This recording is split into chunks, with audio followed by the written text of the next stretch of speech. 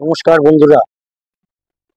আজকে দ্বিতীয় পার্টটা দিতে যাচ্ছি যে আমার চিন্তাধারা অনুযায়ী সলিউশনটা কিরকম হলে হয়তো সমস্যাটা মিটে সেই কারণে। দেখবেন নর্মালি ম্যানহোল গুলোতে বেশ এইরকম থাকে, মানে নিচে গাঁথনি করে তোলার পরে উপরে যে কংক্রিট করা মানে প্রিকাস্টিং যে আমাদের ম্যানহোল গুলো থাকে সেই ম্যানহোল গুলোর বেসটা এইরকম টাইপের থাকে। এর উপরে সাধারণত এরকম একটা ঢাকনি দেওয়া থাকে। এই ঢাকনিটা তোলা যায় বা এটা তুলে তারা পরিষ্কার করে বা সে পাম্পের লাইন থাকুক, লাইন থাকুক বা ক্লিনিং করুক, যা হোক এটা দিয়ে খুলে তারা ওয়াশ করে আবার এটাকে আটকে দেয়। এটা জল পাসের জন্য সাধারণত ব্যবহার হয় না, বোঝানোর জন্য। বেশ যদি কোনো কোনো জায়গায় আলাদাও থাকে তাহলে বেশটা এরম ভাবেই করতে হবে। এই বেশটা করলে তাহলে সেটা ঠিক আসবে। আর এই যে কভারের যেটা আমি হাতে করে যেটা তুলছি বোঝাচ্ছি, এটা তো বোঝানোর জন্য, মানে আমি সুবিধে হ্যান্ডেলিং এর সুবিধার জন্য এটা লাগানো, এটা তো অ্যাকচুয়াল পুরো লেভেলই হবে। তা এটা এইভাবে বসে গেল। এবার এটা তো নর্মাল, কোনো ব্যাপার নেই। এবার ধরুন রাস্তা উঁচু হবে, রাস্তা উঁচু হবে যখন, তখন অটোমেটিক্যালি তার মানে আমার এই পিচবোর্ডটা ধরে রাখুন রাস্তা, পিচবোর্ডটা এই পোর্শনটা তার মানে পিচ দিয়ে তৈরি হচ্ছে, এটা আমার সিমেন্ট দিয়ে বানানো, সিমেন্টের কংক্রিট করে এটা বানানো। এটা তো বসে বানানো হয়েছে, এটা পিচের রাস্তা, এতে এই বসে গেল। তার মানে আমার নর্মালি এটা রাস্তার সাথে ম্যানুয়াল লেগে থাকছে, কোনো প্রবলেম নেই এই পর্যন্ত। এইবার রাস্তা উঁচু হবে, ও এটা রাস্তার লেভেলে ম্যানুয়ালটা রয়েছে, এবার রাস্তা উঁচু হলো, সে 3 ইঞ্চি হোক, 4 ইঞ্চি হোক, 5 ইঞ্চি হোক, যাই হোক না কেন, যতটাই হোক না কেন, আমার যখনই এটা উঁচু হলো ম্যানহোলটা নিচু হয়ে গেল। তাহলে এক্ষেত্রে আমাদের কি করতে হচ্ছে না, এই ম্যানহোলের এই পোর্শনটা আমাকে আবার ভেঙে নতুন করে তৈরি করে তবে এই রুট লেভেলে এটাকে আনতে হচ্ছে। এইবার এইখান থেকেই হচ্ছে সমস্যা, একই কাজকে বারবার করতে হচ্ছে, কারণ এটাকে ভেঙে আবার এটাকে উঁচু করতে হচ্ছে, তারপরে রুট লেভেলে আনতে হচ্ছে। আগে রাস্তা তৈরি হয়ে যাচ্ছে, পরে এই ম্যানহোলটা লেভেলে আনা হচ্ছে। এবার লেভেলে আনার ফলে সমস্যাটা কি দাঁড়াচ্ছে না, যখন সিমেন্ট বালি দিয়ে এই পোর্শন গুলো ওই আগের ক্লিপগুলোতে দেখবেন যে যখন হয়ে যাচ্ছে তখন প্রেসারে সিমেন্ট গুলো ঠিক থাকছে না, ভেঙে যাচ্ছে। এমনকি প্রেসার বেশি হওয়ার ফলে এই দেখবেন মাথার এখানে যে সমস্ত স্টিল বলুন বা লোহার বলুন রিং দেওয়া থাকে, সেই রিং গুলো পর্যন্ত ভেঙে বেরিয়ে যাচ্ছে এইখানে বা এখানে। তা এবার এগুলো তো রয়েছে প্রবলেম। এবার যে সিস্টেমটা বলছি এটা হচ্ছে চুরি, আমি এটাকে বলছি চুরি। যেমন একটা নর্মাল এটা রয়েছে, এই জিনিসটাই হচ্ছে শেপ। এই শেপ অনুযায়ী যদি আমরা ম্যানুয়ালটাকে করতে থাকি, চুরি করতে থাকি, এই লেভেলে বেশ বানানো হয়ে গেছে বা বসানো হয়ে গেছে। এবার আমি যখন রাস্তাটাকে আর একটা লেয়ার যখন দিচ্ছি, উঁচু হয়ে যাচ্ছে, যখন এই ম্যানুয়াল যখন ভর্তি হয়ে যাচ্ছে, যখন এই কাজটাকে আবার লেভেল করার জন্য করতে হচ্ছে, এক্ষেত্রে আর আমার বারবার ভেঙে এই ম্যানুয়ালটাকে ভেঙে উপরে তুলতে হচ্ছে না। তখন এই যে সিম্পল এই যে জিনিসটা দেখতে পাচ্ছেন, এটার কতটা এটার মানে থিকনেসটা হবে, 6 ইঞ্চি হবে না 3 ইঞ্চি হবে, এই গ্যাপটা, এইখানে যে গ্যাপটা দেখানো হচ্ছে এই গ্যাপটা 4 ইঞ্চি হবে না 6 ইঞ্চি হবে, এবং এই মালটা মোট কতখানি হবে, বা এই রড বাইন্ডিং কি হবে, চেয়ার কি হবে, বা এতে কত মিল রোড ব্যবহার হবে, বা আগে রোড ব্যবহার হবে কিনা, এগুলো ইঞ্জিনিয়ারিং পোর্শন, এগুলো ইঞ্জিনিয়াররা বলতে পারবেন। আমার পোর্শন বলার বক্তব্য হচ্ছে শুধুমাত্র শেপটা। শেপটা যদি আমরা ঠিক রাখতে পারি তাহলে আমাকে বারবার ভেঙে এটাকে তুলতে হবে না। এক্ষেত্রে কি হবে, আমার রোড হচ্ছে, তার আগে আমি ম্যানহোলটাকে এইভাবে এই চুরিটাকে বসিয়ে দিলাম, তাহলে আমার এবার ম্যানহোলটা উঁচু হয়ে রয়েছে। এবার রোড লেভেল যখন 3 ইঞ্চি হোক, 5 ইঞ্চি হোক, 6 ইঞ্চি হোক, যখন আমার এটা রাস্তাটা তৈরি হবে, তখন এই লেভেলেই এটা চলে আসবে, এই লেভেলেই এটা থেকে গেল। এটা হাতে বানানো, তাই জন্য এবড়ো খেবড়ো একটু আছে, মানে অ্যাকচুয়ালি যখন ডাইস দিয়ে এটা হবে তখন তো একই লেভেলে আসবে। এবং এইটাই হলো আমার মূল জিনিস, এটা হলো দুটো ধাপ। তার মানে এই বোর্ডের এই পোর্শন গুলো বোঝাতে চাইছি, সিমেন্ট আর পাথরের যে মিক্সিংটা দিয়ে আমাদের রাস্তাটা তৈরি হয়, বা যদি সিমেন্টের রাস্তাও তৈরি হয় তাতেও কোনো অসুবিধা নেই, ম্যানুয়ালের সিস্টেমটাই একই থাকবে এবং সব জায়গায় একই থাকবে। তার ফলে কোনো প্রবলেম হবে না কোনো ক্ষেত্রে। যদি সিমেন্টের রাস্তা তৈরি হয় সেক্ষেত্রে দেখা যাবে যে এরকম ম্যানুয়াল সিস্টেম থাকলে সিমেন্টের রাস্তা ভেঙে গেছে, ওর উপরে হয়তো আরো 2 ইঞ্চি করে একটা লেয়ার দিয়ে দিল, তাতেও অসুবিধা হবে না, আপ ডাউন হবে না কোনো, ম্যানুয়ালটা ওই লেভেলে থাকলো। আবার যদি তার বেশি হয় তাতেও অসুবিধা না, পিচের রাস্তা হলেও অসুবিধা নেই। এটা গেল আমার দ্বিতীয় ধাপ। ধরুন এর উপরে আবার একটা ধাপ হবে। এটা একবার রাস্তা মেন ভালোভাবে তৈরি হয়েছে, বেশ করে বানানো হয়েছে এই পোর্শনটুকুনি ফার্স্ট, তারপরে এই পোর্শনটা আমার তৈরি হলো, হয়ে আবার এরকম ভাবে চুরি একটা বসিয়ে দিলাম, দিয়ে রাস্তা তৈরি হয়ে গেল।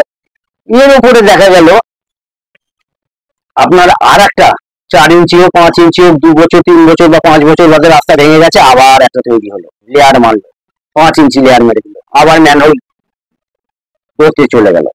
তা আমার যদি এখানে সেই একই জিনিস চুরি, সেই চুরি বসিয়ে দিয়ে যাবে, তাহলে আমার আর ম্যানহোল ভাঙতে হলো না। একই জিনিস, একই জিনিস। এই এই এই পোর্শনটা দেখুন, আমাদের কি বলবো, ঘুটি পোর্শনের মতন দেখতে লাগছে। আর আমি এইটা পোর্শনটা বেশি করে বানিয়েছি, বড় করে বানিয়েছি বোঝানোর জন্য, অন্য একটা বিষয়, সেটা আমি পরে যাচ্ছি, পরের ধাপে।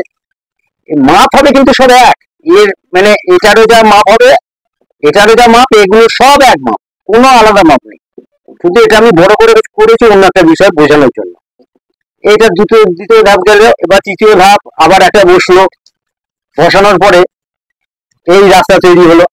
এইবার এইটা দেখুন ফাউল করছে, বড় করে বানিয়েছি আমি এটা বোঝানোর জন্য। কারণ ম্যানুয়াল যদি রাস্তা থেকে উঁচু হয়ে থাকে তাহলে তো এটা অসুবিধা লাগবে। এখানেও সেই একই কভার, সেই একই কভার বসে যাচ্ছে। তার মানে আমার যত যেভাবেই হোক না কেন, যতগুলো রাস্তা যতই উঁচু হোক না কেন, 2 বছর 5 বছর বদবাদ যত রাস্তা উঁচু হোক না কেন, কোনো অসুবিধা নেই। আমি শুধু একটা করে চুড়ি বসাবো, আর একই কভার থাকছে, রাস্তা হয়ে যাচ্ছে। এবার আমার এইটা ফাউল করছে, আমি বানিয়েছি ওটা বোঝানোর জন্য। ধরুন আমার রাস্তাটা হয়েছে 4 ইঞ্চি বা 2 ইঞ্চি মেরেছি, কিন্তু দেখা যাচ্ছে 2 ইঞ্চি বা 3 ইঞ্চি রাস্তার উপরে এটা উঁচু হয়ে রয়েছে, তাহলে তো লোক হোঁচট খাবে। সেক্ষেত্রে যেটা সিমেন্ট দিয়ে আমরা দেখাচ্ছি যে এইখানটা লেভেল করে দিয়ে ঢালটা মেনটেন করা হচ্ছে, সিমেন্ট যেহেতু টিকছে না, ওই জন্য এক্ষেত্রে ওই পাথরটা দিয়ে বোঝাচ্ছি যে সিমেন্ট যেটা দেওয়া হচ্ছে সেটা দেওয়া হবে না।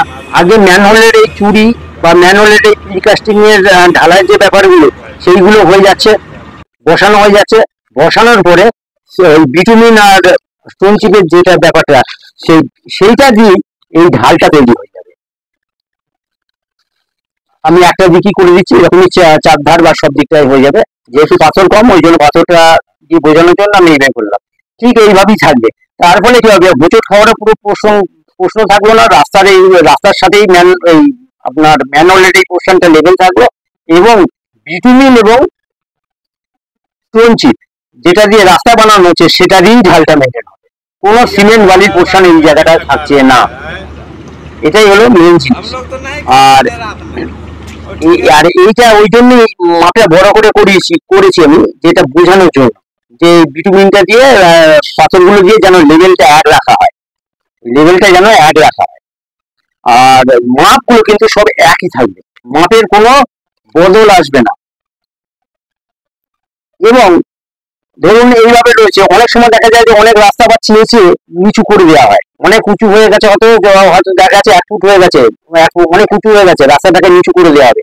তাহলে সেক্ষেত্রে যেমন চেয়েছে ওই উপরে যে লেয়ারটাকে তুলে ফেলে দেবে, দিয়ে যদি দেখা যাচ্ছে যে ম্যানহোল তাহলে উঁচু হয়ে যাচ্ছে, অনেক লেভেল থাকছে না, তখন ম্যানহোলের একটা চুরি বাদ দিয়ে দেবে, অলরেডি একটা চুরি বাদ দিয়ে দিল, তাহলে কি হবে, এই লেভেলটা সমান থাকলো। সাধারণত